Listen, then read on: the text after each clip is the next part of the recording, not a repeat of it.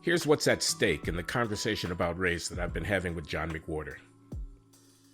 I made some remarks in tribute to John on the occasion of his winning the 2022 Philip Merrill Award for Outstanding Contributions to Liberal Arts Education. It was bestowed on him by the American Council of Trustees and Alumni.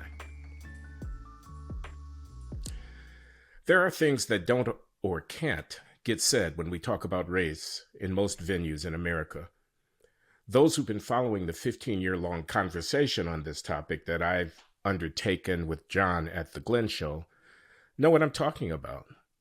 Whether it's crime in Black communities or out-of-wedlock birth rates, academic underperformance, or the unbearable intellectual lightness of much anti-racism agitation. In academia, in mainstream publications and media outlets, and increasingly in K-12 classrooms, what I've called the bias narrative holds sway.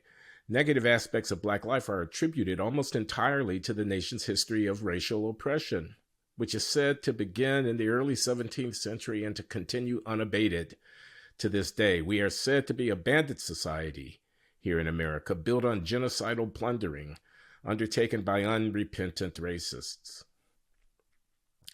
That's one story you could tell. And if that story were just one of many circulating through our national discourse, it wouldn't be the worst thing. But this bias narrative has become not just one of many stories, it's now the only story. In newspaper opinion pages, in scholarly journals, and in educational materials disseminated throughout our schools. It's the story told by the White House. It's the story that ramifies out from the most elite precincts of our country and shapes ordinary conversations and relations between individuals. Its grip on so many areas of the public imagination has become so tight that anyone daring to challenge it is viewed with suspicion and often enough with outright contempt. If an alternative explanation for Black underperformance is proffered, it's not the explanation that gets challenged, but the individual making it. For to challenge the bias narrative, ipso facto, proves that one is a racist or a deplorable, or if the challenger is a Black man, like John and Uncle Tom. This situation is intellectually infantile and morally bankrupt. How we talk and think about race has consequences that can be measured not just in dollars and cents, but in stagnant lives and dead bodies. So, responding with ad hominem attack to any account of our current predicament that's not rooted in bias isn't merely unfortunate, it's actively damaging. The stakes are enormously high here, and the hour is late. Candor, integrity, and courage are in short supply. Name-calling and character assassination have largely replaced open debate, while naked emperors, pseudo-academics, and bombastic demagogues command the public square. Enter John and Glenn, or, as I sometimes like to refer to our dynamic duo, enter the woke busters. In Hans Christian Andersen's story, The Emperor's New Clothes, two swindlers promise to provide an emperor with magnificent new clothes that will be invisible to those who are too stupid or incompetent to see them. Officials can plainly see that no clothes are being produced on the swindler's looms, but none of them will say anything to avoid being thought of as a fool. So, when the emperor walked through the city in his new clothes, everyone could see that he was naked, but no one would be the first to say it. And then along came an innocent child who, in his naivete, was willing to defy this false consensus and to speak out. The thing about the child in that story is not that he's saying it. It's not even that other people hear him saying it. It's that everybody knows that everybody else has heard him say it. The child has created a situation in which it becomes common, shared knowledge that the emperor has no clothes, in the sense that everyone now knows that everyone knows the truth. German political scientist Elisabeth Neumann coined a term that describes this phenomenon. She called it the spiral of silence.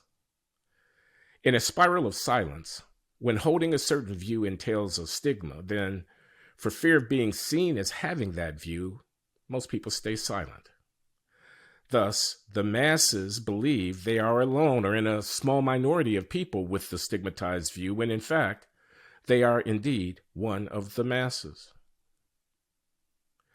In progressive controlled areas of our society today, we are suffering from a spiral of silence when it comes to the topic of racial justice. A great many Americans, for example, don't like it when Colin Kaepernick takes a knee at a football game and says, "I'm not going to stand for this national anthem," or when a Black Lives Matter activist rises with his balled fist and says, "Burn this city down." But they are afraid to be the only one in their community saying it, to be perceived either as a racist or as a supporter of racism for holding mild views that arguably most Americans hold, views such as the obvious fact that white lives matter too. There's a deeper point here. Though overt censorship is often spoken of as the leading threat to open discourse, the more subtle threat arises from the voluntary limitation on one's own speech that creates a spiral of silence.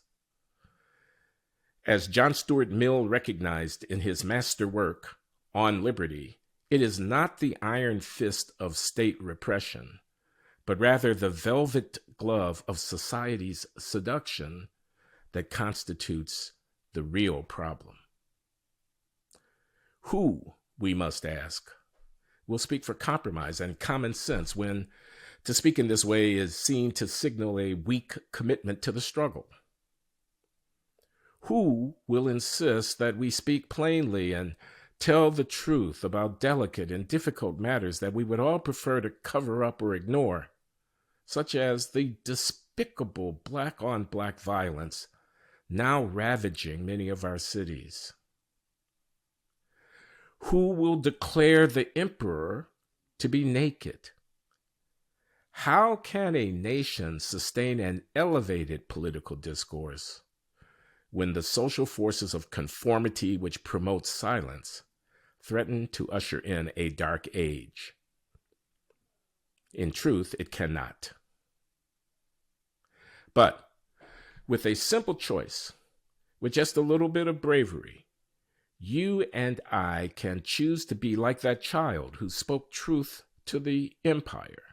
That is, we can put an end to the gaslighting, the lying, and the willful blindness to reality on issues of race and social justice that are so characteristic of our time. My friend and longtime conversation partner, Professor John Hamilton McWhorter IV, with his books, opinion pieces, and via his public ministry at the Glenn Show, has, for nearly a quarter century, been pointing the way. It is now up to those of us who are committed to an honest engagement with this age-old American dilemma of race and social justice to follow his lead, if only we dare. Thank you. I am Glenn Loury, the Merton P. Stoltz Professor of the Social Sciences at Brown University, offering this tribute to John McWhorter.